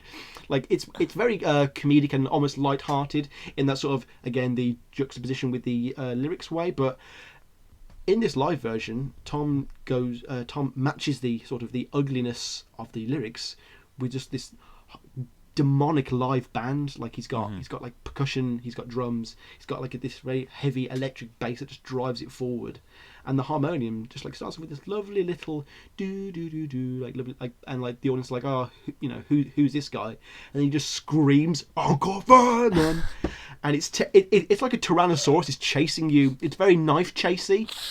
It is very knife chasey, and the thing is, it's interesting that Tom is known, if you listen to any of his live albums or recordings, he'll kind of reinvent the song and just kind of leave the bare bones, then put all new dressing on it. And unless it's a ballad on piano. Yeah, I mean, yeah, we don't hear like the death metal version of Jonesburg, Illinois. But in Cemetery Polka, we kind of do hear the death metal version of. I mean, I wouldn't say death metal, but you know what I mean. Like he's taken that da da da da da da da, but added a lot of percussion on it and made it sound quite evil. So like, it's kind of got like a clank to it. Whereas it's something orcs would march to. Yeah, there's something. The Cemetery Polka feels. I mean, I'm going to try and pull out the obscure DreamWorks references here, but it reminds me a little bit of, you remember in Shrek, when they go to, when Shrek, the first one. the first one, Shrek goes to the kingdom, Duloc, I think it is, and there's that little Punch and Judy show that sing for him. Yeah, and it's like Julock is, and it's like shine your shoes, wipe your face, or all that sort of thing, which is quite funny. And it kind of reminds me of that. It's kind of got that sort of medieval little sultry throwback there. It's a real wild ride musically, and I love the fact that Tom can build characters in like sweeps of a brush, and he's built, Uncle Vernon. Independent as a hog on ice is an incredible. What a great image as well. Incredible line. Because like, you've got to think, what, a hog on ice? What, are they independent when they're on the ice? No, you have to look it up and. Well, no, but I mean, you could just imagine a hog, an enormous animal, being proper ungainly on an ice rink. Just imagine it falling over and being stupid, and then you hear that he's a big shot at the slaughterhouse. Even calling someone a big shot. Like, that's just kind of got a throwback of itself. He plays accordion for Mr. Weiss. Similarly, Uncle Phil can't live without his pills. He has emphysema and he's almost blind, and then, as you said, must find out where the money is. Just the whole way, like, these characters aren't linked. Like, it's unclear if Uncle Vernon is Uncle Biltmore's brother, or they're just different uncles, if you know what I'm saying. Like it's kind of, it's hard to build an actual idea of a family here, and I question why it's called Cemetery Poker, because I'm aware that one of them's dying, but I don't know if the point is that they're all old, and they're all, I guess because they're in World War II as well, points to them maybe being a bit elderly, but it's. For me, it's more the music. I do like the lyrics, but it's the little interludes as well. Little moments when there's just Tom will do like a little 5-second kind of break, and then those little those breakdowns are like calamity. They are existing both within like complete non-synchronicity and perfect timing, which this album has in spades. And then it just descends back into that barrage of sound. In the live on the tube version, he also just adds this sort of hoof to his voice as well, and just adds this sort of real puffing, like a steam engine. This song has so much, like, I think a lot of the emotion might come from genuine emotion that he might have about the real issues, like when he's talking on Nightline on CBC, he just says, those are things that I heard from the dining room during a family reunion, and I never forgot it, really. And you can tell that there is an unresolved nature to it. Like, the family aren't working towards any of these problems. They're all working against each other, and it kind of has that New York feel, really, of just no one really pulling in the same direction. Yeah, and it's just the whole. I love the bass as well. Like, there's moments when like a stanza will end, and you'll just hear like almost a runaway bass note, like he plays accordion for Mr. Weiss, duh. And you'll hear like just a kind of like a grasp of like silly notes that just kind of are underpinning like the bassist, quite strained. It's an incredible song. The whole rhythm is just slapped and popped. It's it's all very centralized, despite the cluttered nature. There's a sense of a kind of forward motion to it that just. You really got to catch up, with this song. It's a real kind of off-center hit for you, and it's a great that it's number 3 as well, because unfortunately number 4 I think is a low point of the album. So, Jockey full of Bourbon, we've already mentioned before. Again, we're not particularly sure which episode it is, but we in our review for Jim Jarmusch's Down by Law. I said that basically this song is heavily overused in the film, appearing for pretty much its entire length, both in the opening and closing credit sequence. And as Barney Hotchkiss points out in his book, it does have that sort of overproduced feel that the rest of the album really doesn't have. And I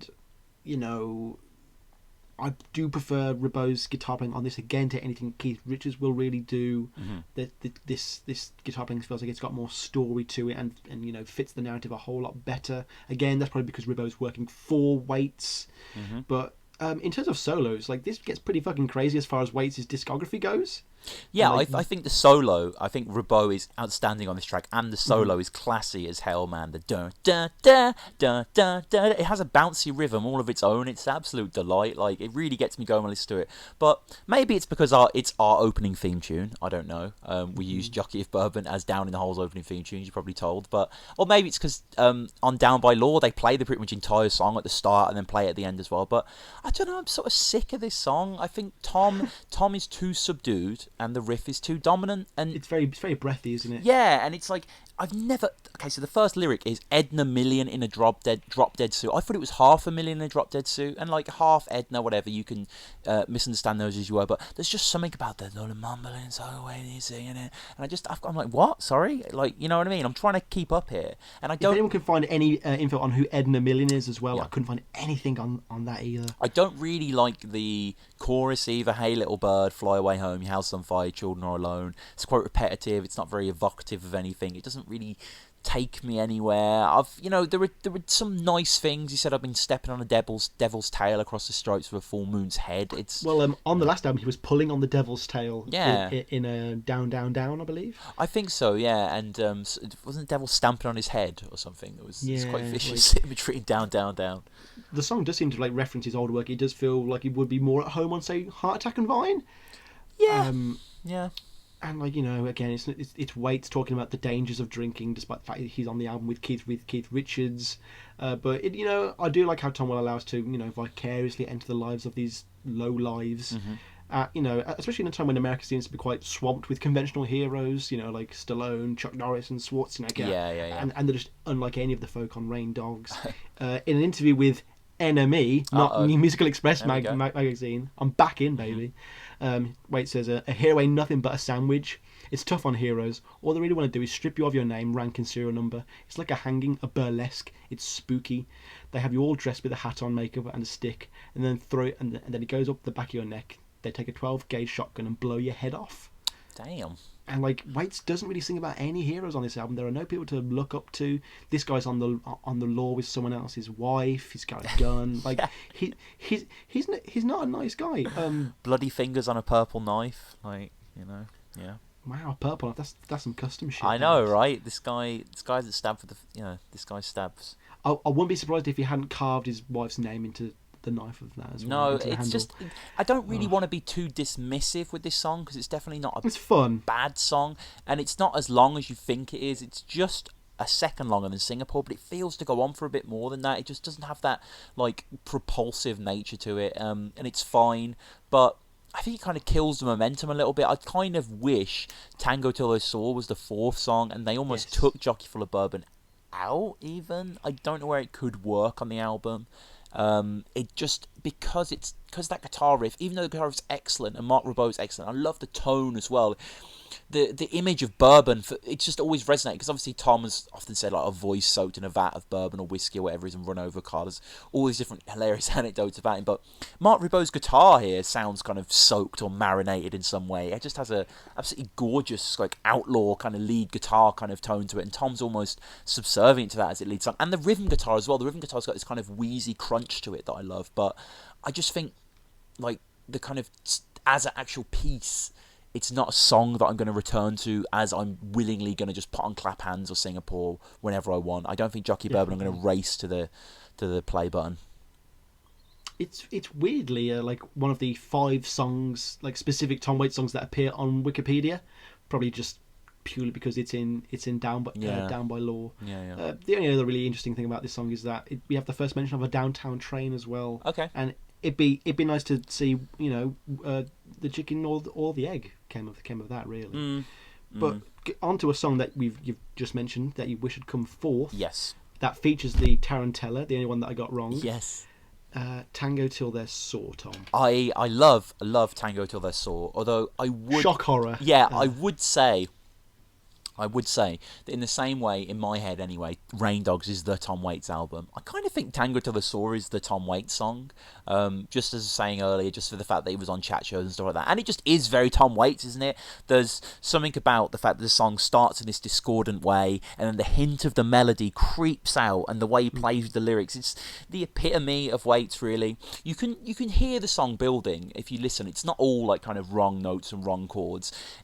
Your ears have to kind of catch on sometimes with Waits. It's quite skeletal, it's quite muscular. You kind of have to lean in, you kind of have to hear it, but you can hear the do-do-do-do-do-do-do-do. It just has that kind of like that kind of pulling you in trance. And it's funny because when we were doing the research for our 8th episode, One from the Heart, in which we looked at the Francis Ford Coppola film as well as the album that Waits wrote for it as well. There's a lot of footage on YouTube of Waits like kind of training at Zoetrope and writing songs, stuff, rehearsing. And you hear this song, you hear Tango to the Soul. You hear the intro, you hear the first 10 seconds, you hear the Discord, and then you hear the song itself creep out. And it's great to hear that he'd been knocking around this for a while, because there is that flawless quality, that rehearsed quality. And Bob Funk on the trombone is absolute standout. I cannot get enough.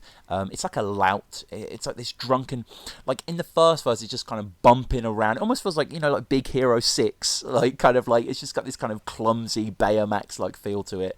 And then I was watching that the other night. Still makes me cry. Oh, it's the best Disney film that's not just for little girls in like 10 years. Yeah, it's brilliant. And it plays in the second verse. Bob Funk is like playing a variant on like almost like punk bass, like he's kind of just playing like root notes and then building out between them.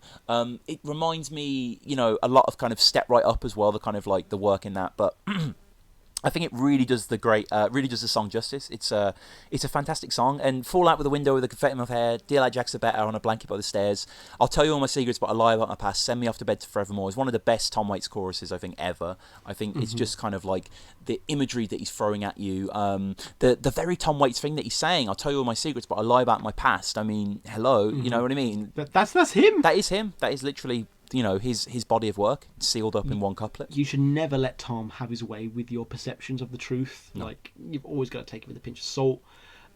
This oddly enough, we was talking about this. I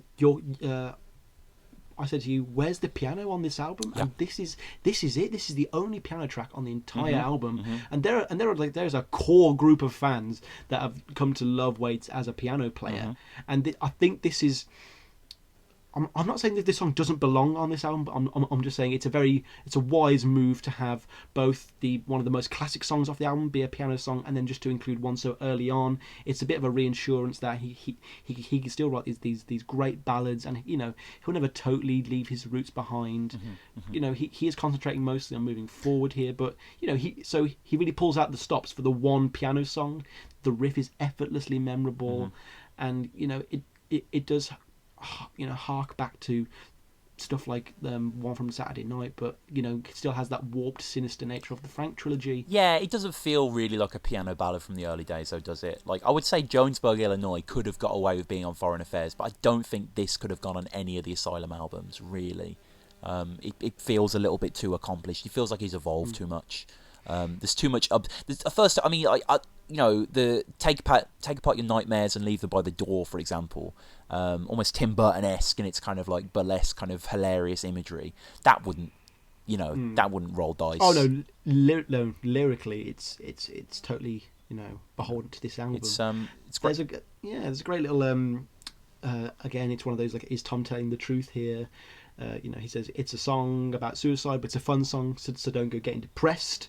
But he also says, I had this friend who fell out of a window on New Year's Eve, 12 stories, not a scratch. His hat blew off. The only thing that broke his fall was the fact they had little confetti in his hair. And like, if that's true, it's just another one like his ability to pick and choose stories. Yeah. Well, no, how far did Omar fall in season 5 of The Wire? Was that 5 stories? That documentary, yeah. 5 stories. No. But famously, that was based off a real event that was reported. But Omar like broke his leg and was like sleep. Like he didn't like walk away without a scratch.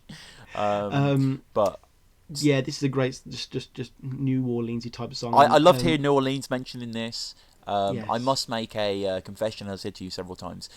There aren't many amendments that I want to make. Like, pretty much what we've said on the albums is kind of what we've said, and like, our final opinions. Yeah, pretty much. But I have to revoke an opinion. I haven't listened back to our Small Change Out episode in a while, so I'm not sure exactly what I said. But I remember that I wasn't that positive about I Wish I Was in New Orleans. Our Small Change. It's now became one of my favourite Tom Waits tracks. I sing it to myself constantly. I just love singing that song. There's something about it. What I once saw as wishy-washy and saccharine has now came to me as genuine and vital and moving. So great to hear New Orleans mention this one. I have just put in my notes that this is like the most Tom Waits song. Even down, it's definitely a contender. Even down to like put my clarinet beneath your bed till I get back in town. It's just there's so many kind of this like they're so Waitsian, and I'm trying to push that word. Hopefully it'll be picked up by the nomenclature soon. But Bob Funk, this is his song.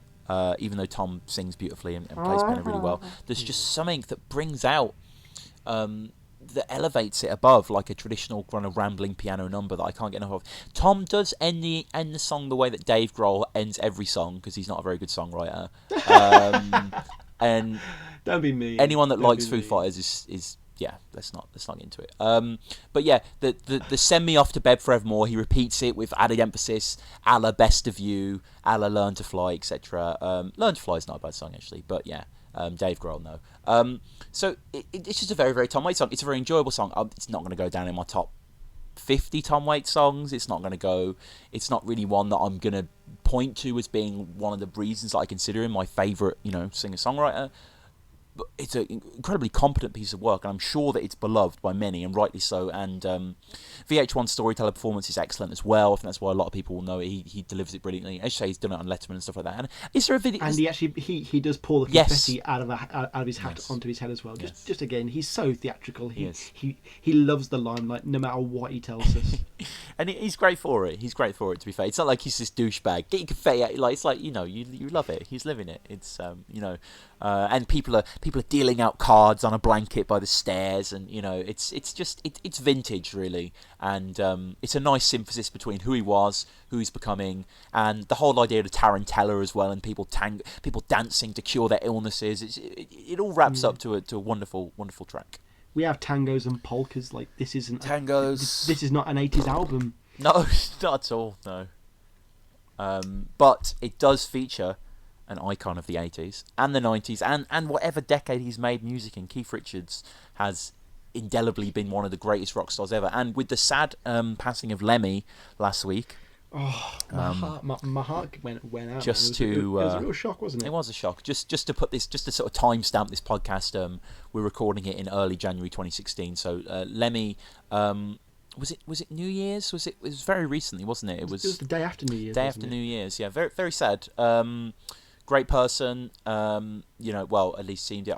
I caught him a few times actually. I actually caught that Mohead supporting Foo Fighters, surprisingly enough, as we just mentioned Dave Grohl. But yeah, as I was going to say, one of our last rock stars left, really. Obviously Tom Waits is in there as well, but like rock stars, Keith Richards, and he features on his first ever Tom Waits song in Big Black Mariah, the 6th track.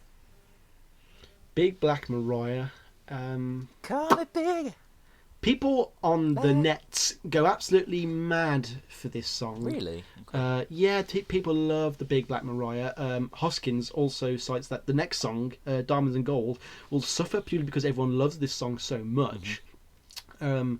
Once again, there's a better version on Big Time that let's just assume. Let's just always assume. Let's just always assume there's a better version on Big Time, except for one song on this album. Actually, we'll get to that later. Mm-hmm. So I've said before, Richards dominates the track. I'm not too really fussed about his guitar playing either. It's a little too fuzzy, too muddy, not Tom enough. And again, it feels like a Richards riff played on a Waits song. And if that's the intent and that's the sort of process that they had in mind, then good. They had fun, whatever. It without going into a bit of hyperbole, it reminds me of the Bette Midler incident a little, or One from the Heart. Tom just can't work with people. Tom can have people work for him, and it works, but I don't think he's much of a collaborator. No. And that's highlighted in the Big Time version, because he's got one of his own guitarists doing a completely different riff. It's more like bep bep. It's much slower, and obviously when we get to Big Time, that'll just be my gush episode, really. Right, yeah. And I'm just like the solo's good. I love the solo, but Tom's got this like gruff bark shout, and it's annoyingly inaudible during a lot of these verses with the sort of drunk, rambly guitar on top of it. The only thing I really take away from this song is his hoots and shrieks at the start, like they're pretty wild. Yeah. Like I love that stuff, and it's the zenith of his demented scat howls. Mm-hmm.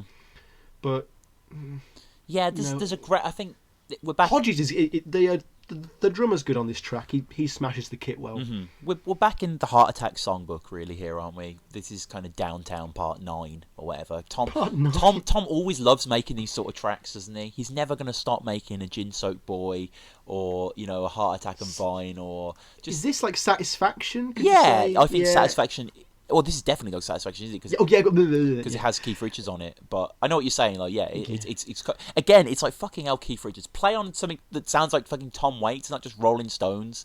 Like, the guy keeps picking these songs, but whatever. This is quite a fun song. Like, I agree with Keith Richards' guitar playing. He has this kind of weird, caramelly, twisty guitar lines that aren't necessarily even that interesting melodically or written. They just kind of got his character all over it, and you can definitely hear him. Just hear his kind of plonky kind of proto blues country lines throughout it.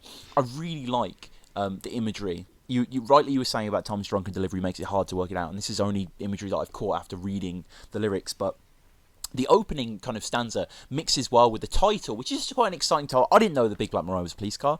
I thought it was a big black woman. I did, you know what I mean? And I'm just going to roll with that. Like, there's nothing wrong with that, you know? I just thought that's what it was, and then eventually I learned it was a police car. It's fine. But the imagery of kind of like movement and gaining speed and haste is great. Starts with cutting through the cane brake, rattling the sill, thunder that the rain makes when the shadow tops the hill. That just gives me this almost Shadow of Colossus type image, you know what I mean? Spotting something from afar and this great power building in the distance, and it, you know, Keith's I'm just there. glad you've got the Shadow of the Colossus into this podcast forever. That's Well, yeah, and arguably, you know, Keith Richards is the colossi that is putting a shadow on this song. He's the elephant in the room, definitely. Tom is gushing over him like how we gush over Step Right Up. Yeah. I think you know how when you watch a David O. Russell film and you can tell that Jennifer Lawrence and Bradley Cooper are having their way with the guy who's meant to be running the show. This feels exactly like that. This feels like the upcoming film Joy. I had a good pun lined up for Joy, but it's cool. I can discard it now because you've mentioned it's joyless. It doesn't matter. It doesn't matter. Tell me after. But please. so I think we fold into the chorus easily. The chorus is something that Tom hasn't put much thought into. It's him saying, "Here comes the big black Mariah. Here comes the big black Mariah. Here comes the big black Mariah," and then here comes the big black Ford, which I didn't catch, which would help the car. Obviously, big black Mariah is discussing the questions. It's kind of police van, a paddy wagon, as you said.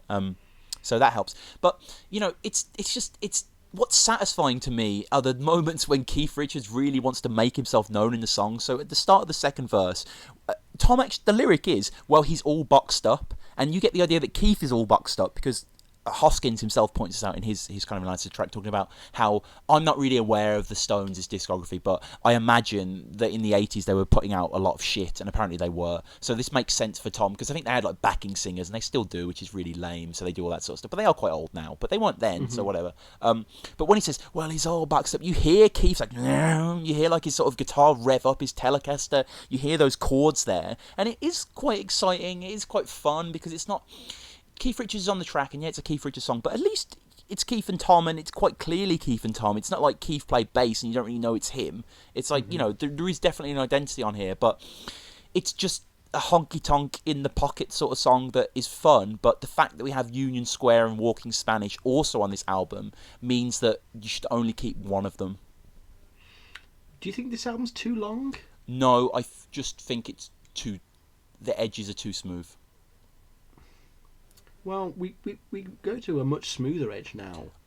Sorry, just a few more rants on Big Black Mariah. Just to cut that out. Yeah.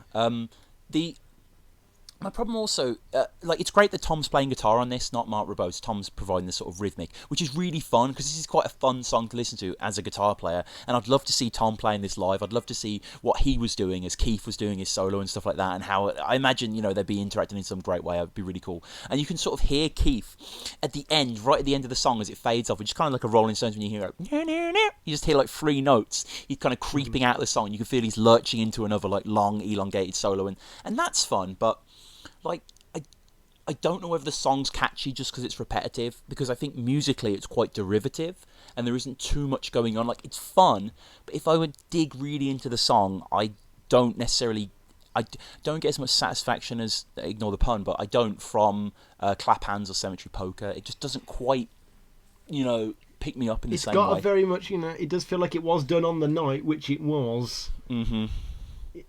You know, maybe this album would have been even more successful if Richard had become more of an integral part of the group, but he's such a big name that he really can't commit that sort of time that we might like him to. No, so, no, probably not, no. And I mean... It's another great Waitsian what if, isn't it? It is, and one of the things that just hit me as you were saying that was, obviously Keith Richards is mostly on Keith Richards songs, but he is on Last Leaf, off Bad As Me. which is an absolutely brilliant song. Do you remember that one? Let's leave all the trees. It's fantastic. And you can hear Keith singing on that one actually, and he's pretty good. Yeah, that is a great track. Oh man, what a song! But yeah, Bad as Me, as well as Real Gone was mentioned, is very, very, very far off. So we push into thank God, Mark Ribot, you're back on guitar, and Diamonds and Gold, Sam.